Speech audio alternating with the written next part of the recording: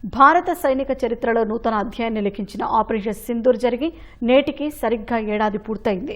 పహల్గామ్ ఉగ్రదాడికి ప్రతీకారంగా చేపట్టిన ఈ ఆపరేషన్ శత్రువుల గుండెల్లో వణుకు పుట్టించింది. ఆధునిక యుద్ధ తంత్రంలో భారత్ సామర్థ్యమేంటో ప్రపంచానికి చాటి చెప్పింది.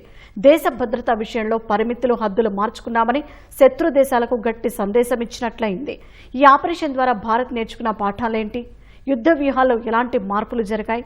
ఇరాన్ యుద్ధం భారత్కి ఇచ్చిన హెచ్చరికలేంటి? ఈ కథనంలో చూద్దాం. పహల్గామ్లోని పర్యాటక ప్రాంతంపై విరుచుకుపడిన పాక్ ప్రేరేపిత ఉగ్రవాదులు 26 మంది అమాయకులను పట్టన పెట్టుకోవడంతో యావత్ దేశం దిగ్భ్రాంతికి గురైంది. వారికి బుద్ధి చెప్పాలని నిర్ణయించుకున్న భారత సైన్యం ఆపరేషన్ సింధూర్తో పాక్పై విరుచుకుపడింది. భారత్ ప్రయోగించిన ఆయుధాలు పాక్ ఆక్రమిత కాశ్మీర్ లోపలికి చొచ్చుకెళ్లి ఉగ్ర కేంద్రాలు, వాటి మౌలిక సదుపాయాలను ధ్వంసం చేశాయి. లాంచ్ ప్యాడ్లను నేలమట్టం చేశాయి. నూర్ఖాన్, సర్గోధా ఎయిర్ బేస్ లాంటి కీలక పాక్ సైనిక కేంద్రాలు ధ్వంసమయ్యాయి. ఈ ఆపరేషన్తో పాక్ ఒక్కసారిగా భయపడింది. ఆ తర్వాత ప్రతిదాడులకు పాల్పడిన భారత సైన్యం వాటిని సమర్థంగా తిప్పికొట్టింది. దాదాపు 88 గంటల పాటు కొనసాగిన ఈ ఘర్షణ దాయాది దేశాన్ని యుద్ధ విరమణకు బతిమాలుకునే పరిస్థితికి తీసుకునొచ్చింది. మే 10న ఇరు దేశాల మధ్య కాల్పుల విరమణ ఒప్పందంతో ఆపరేషన్ సింధూర్ ఆగింది.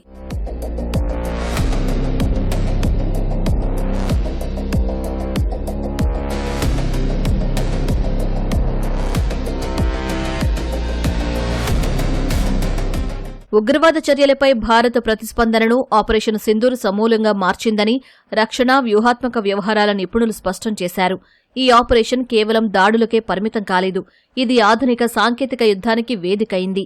లేహ్ నుంచి సర్ క్రీక్ వరకు పాక్ ప్రయోగించిన డ్రోన్లను భారత సైన్యం సమర్థంగా అడ్డుకుంది. ప్రజల నైతిక స్థైర్యాన్ని దెబ్బతీసేందుకు పాక్ చేసిన తప్పుడు ప్రచారాన్ని కూడా భారత సైన్యం సమర్థవంతంగా తిప్పికొట్టింది. పాక్ డ్రోన్లను భారత్ కూల్చేయడంతో భవిష్యత్తులో శత్రుదేశాల డ్రోన్లు మరింత అత్యాధునికంగా, జామింగ్కు చిక్కకుండా స్వార్మ్ డ్రోన్ల రూపంలో వచ్చే అవకాశం ఉందని నిపుణులు అభిప్రాయపడ్డారు. యాంటీ డ్రోన్ వ్యవస్థలను మరింత విస్తరించాల్సిన అవసరం ఉందన్న విషయం ఆపరేషన్ సింధూర్ నేర్పిందని తెలిపారు.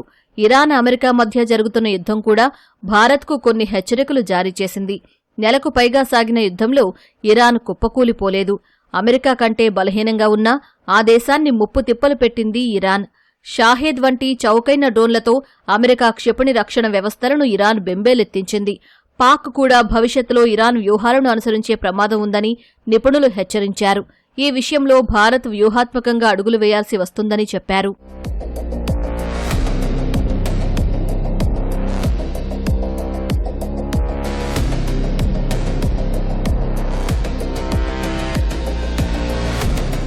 ఆపరేషన్ సింధూర్లో S-400తో పాటు ఆకాశ్, బ్రహ్మోస్ క్షిపణి వ్యవస్థలు అద్భుతంగా పనిచేశాయి.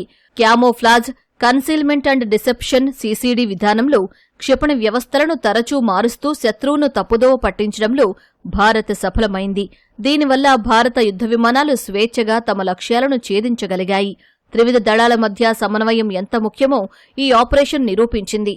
అటు ఉగ్రవాద నిరోధక చర్యల విషయంలో భారత్ వ్యూహాత్మక సంయమనం నుంచి వ్యూహాత్మక క్రియాశీలత వైపు మారిందని రక్షణ నిపుణులు తెలిపారు.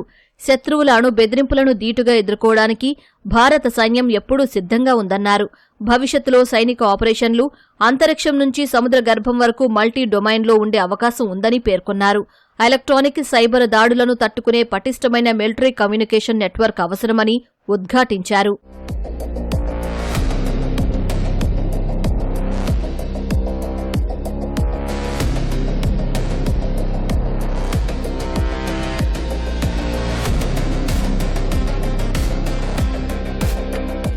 ఈ ఆపరేషన్ తర్వాత భారత రక్షణ శాఖ అప్రమత్తమైంది.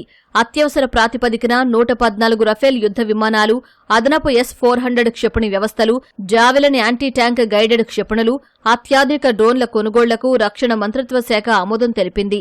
ప్రపంచంలోని పలు దేశాలు భారత ఆయుధ వ్యవస్థల కొనుగోలుకు ముందుకొస్తున్నాయి.